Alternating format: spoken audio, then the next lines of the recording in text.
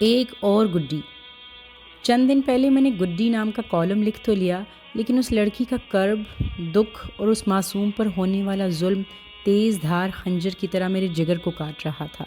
بیچاری پر جس قدر بھیانک خوفناک ظلم جنسی تشدد ہوا، نہ تو اس بیچاری نے ساری تفصیل بتائی، اور جو بتائی وہ سن کر کسی بھی شریف انسان کا دل پھٹ جائے، اور نہ ہی میرے قلم میں اتنی ہمت تھی کہ اس پر ہونے والے جنسی تشدد، دھوکہ اور بلیک میلنگ کو لکھ سکے۔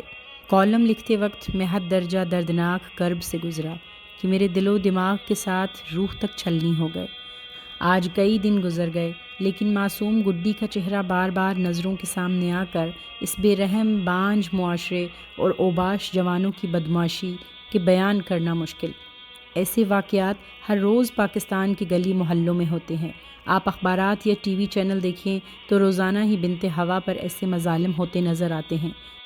ایسے بہت سے واقعات یاد بھی آئے، بہت سارے تو میں راز میں رکھ لیتا ہوں، لکھنے کی جرت نہیں کرتا، لیکن پھر اس خیال سے کہ شاید کوئی اور لڑکی یہ پڑھ کر صراط مستقیم پر آ جائے، اس کی زندگی اصلاح کی طرف آ جائے، لہٰذا میں سبق کے لیے لکھتا ہوں۔ کالم لکھنا میرے جیسے مصروف بندے کے لیے بہت مشکل ہے، لیکن جب کبھی میرے ٹوٹے پھوٹے الفاظ کسی کی زندگی میں تبدیلی یا سدھار کا موجب بنتے ہیں تو پھر دوبارہ ہمت ہوتی ہے کہ یہ کام جاری رہنا چاہیے۔ ایسے ہی کالم گڈی کے بعد ہوا۔ کالم کے 2 دن بعد مجھے ایک لڑکی کے بہت سارے میسیجز آتے ہیں کہ سر، میں آپ سے کالم گڈی کے بارے میں بہت ضروری بات کرنا چاہتی ہوں، پلیز جب آپ فری ہوں مجھ سے رابطہ کریں، میں نے آپ سے تفصیلاً بات کرنی ہے۔ میں جیسے ہی فری ہوا میں نے اس بچی کو کال ملائی تو وہ بہت احترام اور مہذب انداز میں شائستگی کے لہجے میں بولی، سر میں آپ سے 1 سال پہلے مل چکی ہوں، بلکہ میری آپ سے 3 ملاقاتیں ہوئی تھیں۔ ان دنوں میں بھی گڈی کی طرح عشق و محبت کے سمندر میں غوطے کھاتی اپنے بوائے فرینڈ کے ساتھ آپ کے پاس آئی تھی۔ میں شدت سے اس لڑکی کی محبت میں گرفتار تھی۔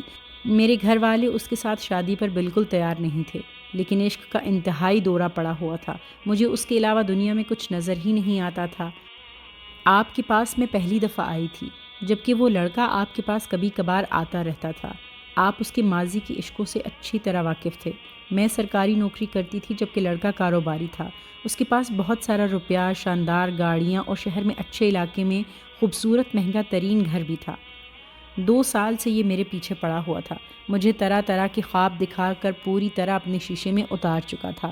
شروع میں تو میں اس کی باتوں میں نہیں آئی تھی، لیکن یہ بہت مستقل مزاج اور ضدی تھا، بلکہ عورتوں کو رام کرنے کے سارے گر جانتا تھا۔ ان دنوں یہ میرے پیچھے پڑا ہوا تھا کہ اگر تمہارے والدین نہیں مانتے تو کوئی بات نہیں، ہم کورٹ میں نکاح کر لیتے ہیں، بچہ ہم اس وقت پیدا کریں گے جب تھک ہار کر تمہارے والدین مان جائیں گے۔ میں اس بات پر راضی نہیں تھی تو یہ آپ کے پاس پہلے سے آتا تھا، آپ سے بھی جھوٹ بولتا تھا، جھوٹی عقیدت کا اظہار کرتا تھا۔ آپ سے کہا میں ایک لڑکی سے شادی کرنا چاہتا ہوں، لڑکی کنفیوژن کا شکار ہے، آپ اس کو میرے بارے میں کہہ دیں، میں اس کے ساتھ مخلص ہوں۔ پھر جب ہم دونوں آپ کے پاس آئے تو آپ نے میری تاریخ پیدائش، نام وغیرہ پوچھنے کے بعد کہا، بیٹی کچھ مشکلات نظر آ رہی ہیں، آپ کل مجھے فون کرنا، میں آپ کو بتاؤں گا کہ آپ نے کیا کرنا ہے۔ پھر اگلے دن میں نے آپ کو کال کی تو آپ نے مجھ سے پوچھا، بیٹی آپ اس کو کب سے جانتی ہو؟ تو میں نے ساری تفصیل آپ کو بتا دی تو آپ نے کہا، بیٹی اس وقت تم عشق کے بادلوں پر سوار 7ویں آسمان پر پرواز کر رہی ہو۔ اس وقت اگر میں کسی قسم کی نصیحت، لیکچر تم کو دوں گا تو آپ میری کسی بات کو نہیں مانو گی، بلکہ مجھے دشمن سمجھ کر میرے خلاف ہو جاؤ گی۔ لیکن اگر میری بات پرکھنے کے بعد سچ ثابت ہوئی تو پھر تو میری بات غور سے سننی چاہیے۔ تو میں بولی، سر میں اس لڑکے کو پچھلے کئی مہینوں سے جانتی ہوں، میں نے اس کے اندر کسی قسم کی کوئی خرابی نہیں دیکھی، میں اس کو اچھی طرح پرکھنے ٹٹولنے کے بعد آپ کے پاس آئی ہوں، آپ دعا دیں، میں اس سے کورٹ میرج کرنا چاہتی ہوں۔ تو آپ نے مجھے کہا، تم ضرور کرو، لیکن تمہاری ساری زندگی پڑی ہے، میرے کہنے پر 1 ماہ شادی نہ کرو، یہ اللہ کے نام ہے، ان کا ورد کرو۔ میں بھی اللہ تعالیٰ سے دعا کروں گا اگر اس لڑکے میں کوئی خامی ہے تو وہ سامنے آ جائے۔ دوسری بات، میرے پاس وہ تم سے پہلے سے آتا ہے تو مجھے اس کا ساتھ دینا چاہیے، لیکن میں تم کو اپنی بیٹی سمجھ کر روک رہا ہوں۔ تو میں بولی، ٹھیک ہے سر، میں یہ ورد کروں گی، پھر 1 مہینے بعد اس سے شادی کروں گی، لیکن آپ ہار جائیں گے، یہ لڑکا ٹھیک ثابت ہوگا۔ پھر آپ اس کے دوست سے ملے، اس کو خدا کا خوف دلایا کہ تمہاری بھی بہن بیٹی ہوگی، کوئی شریف لڑکی سے شادی کرنا چاہتی ہے، اگر تم کچھ جانتے ہو تو ضرور بتاؤ۔ تو اس لڑکے نے آپ کو ایک ایڈریس دیا تھا کہ یہ اکثر اس مکان میں جاتا ہے، اصل حقیقت کا مجھے نہیں پتہ۔ پھر آپ نے وہ ایڈریس مجھے دیا تو میں جب یہ دفتر ہوتا اس پتے پر گئی تو اس کا اصل روپ سامنے آ گیا۔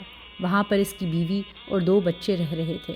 اس عورت نے بتایا کہ میں اس کی بیوی ہوں اور گاؤں میں ایک اور بیوی بھی موجود ہے۔ ہم دونوں بیویوں کے علاوہ یہ بہت ساری لڑکیوں کو چال میں پھنسا کر عیاشی کرتا ہے۔ گاؤں والی بیگم کو تو اس لیے نہیں چھوڑا وہ رشتہ دار ہے، مجھے اس لیے نہیں کہ میں دولت مند ہوں، جبکہ کئی لڑکیوں کو نکاح کے بعد کچھ عرصہ عیاشی کر کے چھوڑ دیتا ہے۔ پھر اس عورت نے اپنی شادی، گاؤں والی شادی کی تصویریں دکھائیں، بہت ساری لڑکیوں سے تعلقات، لڑائی جھگڑوں کی طویل فہرست سنائی تو میرے سر سے عشق کا بھوت اترا۔ میں شرمندگی کے مارے آپ کے پاس بھی دوبارہ نہیں آئی۔ اس کا نمبر، اس کے دوستوں کے سارے نمبر بلاک کر دیے اور والدین کے حکم پر جہاں انہوں نے کہا شادی کر لی۔ آپ میرے لیے مسیحا بن کر آئے۔ ہر نماز میں دعا کرتی ہوں، آپ کے سارے کالم اور کتابیں پڑھتی ہوں، ہر سانس کے ساتھ دعائیں دیتی ہوں۔ ہم لڑکیاں خوابوں کی دنیا میں خوابوں کے شہزادے بنا لیتی ہیں۔ زمانے کا، لوگوں کا بالکل اعتبار نہیں۔ بلوغت کے آغاز کے ساتھ ہی والدین غیر جبکہ مخالف جنس کے جوان اپنے لگنا شروع ہو جاتے ہیں۔ وہ والدین جنہوں نے اپنا خون پسینہ دے کر ہمیں پالا ہوتا ہے، ان کی عزت کو ٹھوکر مار کر ان بدماشوں کے ہاتھوں ذلیل و رسوا ہوتی ہیں۔ کاش ہر بیٹی اپنے والدین کی عزت کا خیال کر کے 4 دیواری سے باہر نہ نکلے، جہاں ہر طرف جنسی بھیڑیے طاق میں بیٹھے ہوتے ہیں۔ پھر بہت دعاؤں اور شکریہ کے ساتھ اس نے فون بند کر دیا۔